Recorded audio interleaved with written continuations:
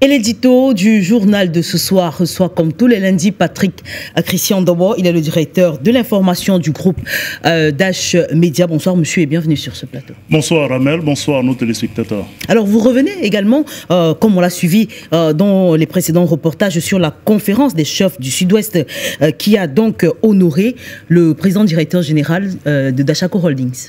Oui, le président directeur général, vous le dites, de la Dashako Holdings Africa, que vous avez vu à travers ces images, derrière cet excellent reportage de Marivonne Ndongo, qui a fait quelque peu le résumé. C'est un exercice laborieux de résumer en moins de 2-3 minutes les activités aussi plurielles et intenses d'un homme d'affaires comme celui-là. On nous dira peut-être qu'on en fait trop, mais il est peut-être important à des moments de s'arrêter pour regarder de manière assez profonde un certain nombre d'actions, surtout quand elles sont pertinentes. Et puis, nous ne sommes pas les déclencheurs de cet honneur qui est fait à M. Dashako aujourd'hui.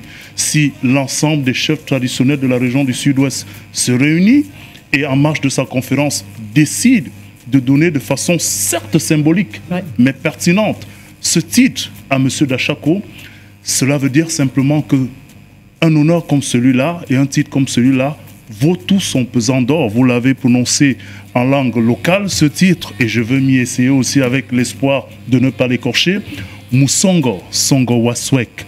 Et de façon littérale, nous avons tenté de comprendre la portée que les chefs traditionnels veulent donner à ce titre. Faire d'un digne fils de cette région un guerrier à leur service ou un guerrier qui a éprouvé des actions au bénéfice non seulement de la conférence, mais de la communauté tout entière. C'est-à-dire que les garants de la tradition de ce côté-là marquent leur satisfecit. Et ce n'est pas moi qui le dis. Vous avez vu l'extrait tout à l'heure du porte-parole lors de la cérémonie. Il y a comme une satisfaction dans un monde où on a souvent l'impression que le succès économique éloigne ceux qui bénéficient de ce succès des réalités socio-culturelles. Quelquefois, on regarde de haut la communauté ou ceux qui appartiennent à la communauté en se disant qu'on est dans un autre monde et on n'a pas l'obligation de regarder ce qui se passe, n'est-ce pas, de la communauté où nous venons. Donc, le grand chasseur de la conférence des chefs traditionnels du Sud-Ouest ne vient pas se voir honorer ainsi de façon anodine. On a quand même envie de revenir sur un certain nombre d'éléments qui peuvent donner une suite logique, compréhensible à ce titre. Nous avons le plaisir et le bonheur au quotidien, soit de le côtoyer, de voir un certain nombre d'efforts. Ce titre suit, je le disais, une certaine logique dans l'implication, déjà les reportages le présentaient, de M. Dashako, autour des activités et de la présence socio-culturelle dans cette partie du pays. Il n'y a pas que cette partie.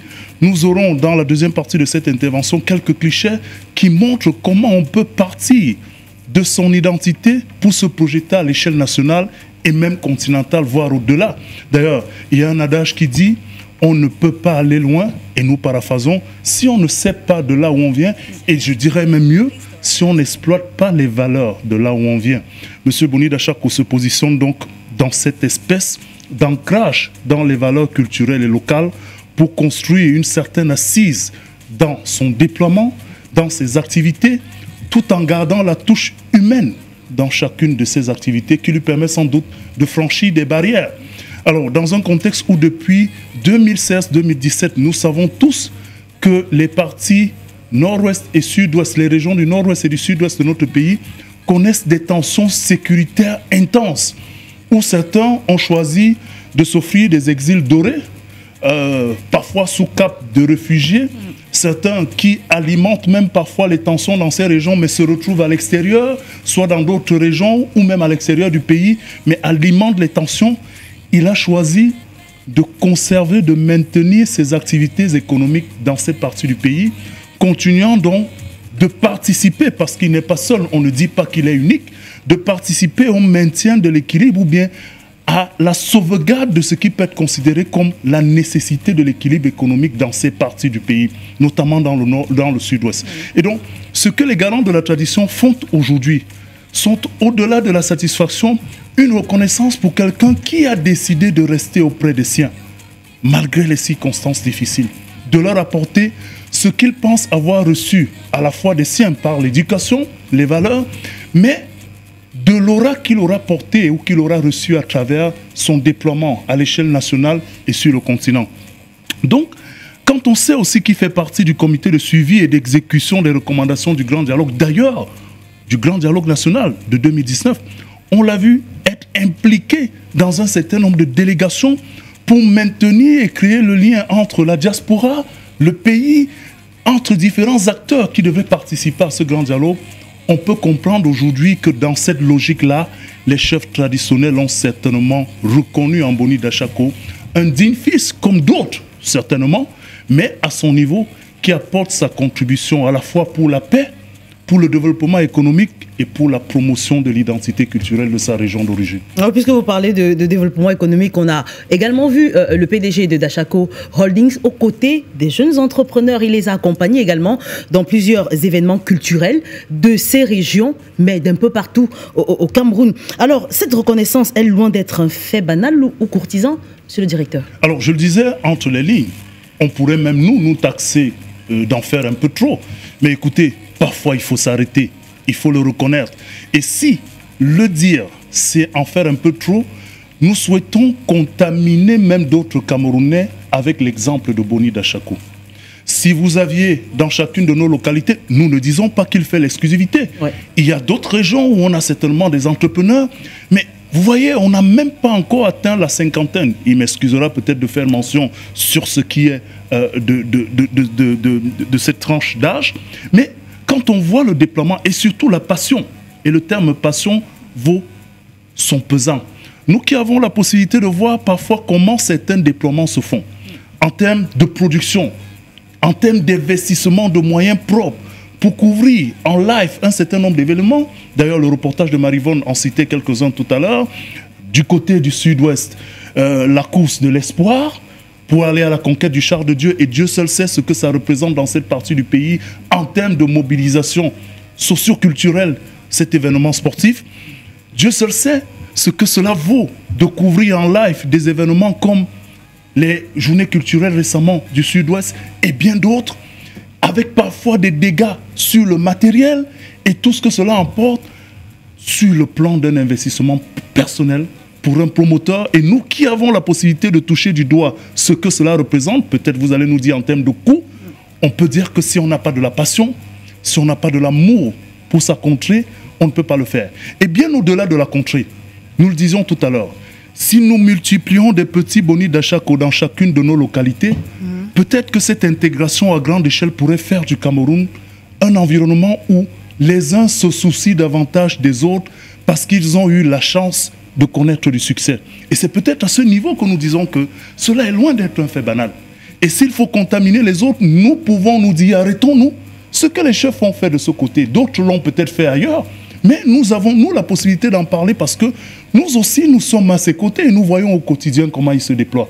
Faire un empire comme celui-là. D'ailleurs, la Dachako Holding Africa, avec le projet Dash Media, a l'ambition de porter la voix de l'Afrique, de Voice of Africa. Et si on dit de Voice of Africa, on part d'abord du Cameroun.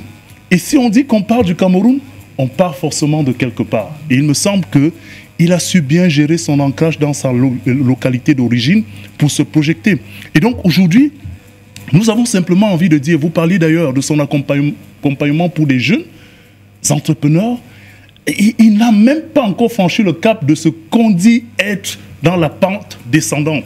Mais il commence déjà à accompagner ses jeunes frères, en tout cas plus jeunes que lui. Donc, il y a cette volonté à la fois d'être ancré dans ces éléments culturels, mais il y a aussi un souci par rapport à la nouvelle génération.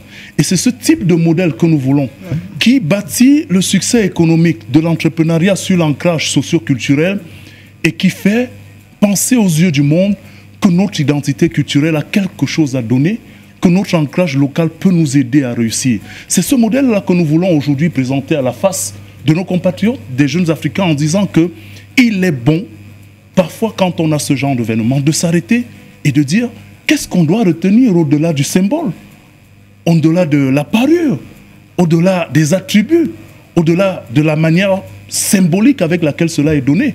Il faut surtout se dire que l'Afrique de plus en plus a besoin de modèles solides face à tout ce qui nous est servi et qui tendent quelquefois à nous faire penser que que nous n'avons pas de repères sur lesquels nous pouvons nous appuyer.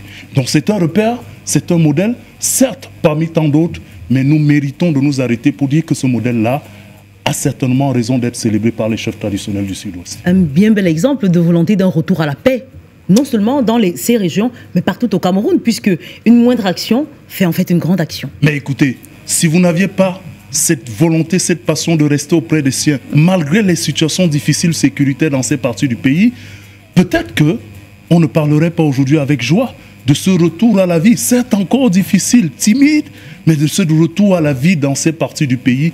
Et il n'est peut-être pas le seul à y avoir contribué, mais il y a contribué pour beaucoup, surtout avec une vitrine comme Dash Media qui a continué à montrer et à faire espérer les populations dans cette partie du pays. Et c'est un monsieur, on l'appelle parfois monsieur discrétion. Ben écoutez, peut-être qu'il nous tirera même sur les doigts. Bon, on a l'habitude de gérer un certain nombre de contingences parce que un exercice comme celui-là peut paraître à une promotion ou une autoglorification. Mais il est important, parfois, comme nous l'avons dit tantôt, de s'arrêter, de regarder et de ne pas rester sur les gestes symboliques pour aller en profondeur dans la portée d'un acte. Et il me semble que les chefs traditionnels sont très loin d'être simplement exact. Autour de ce titre, dans la simple volonté de faire des courtisans. Merci beaucoup, monsieur le directeur de l'information, qu'on retrouve avec le même plaisir. Ce sera lundi prochain. Ce sera aussi avec le même plaisir. Bonsoir à vous.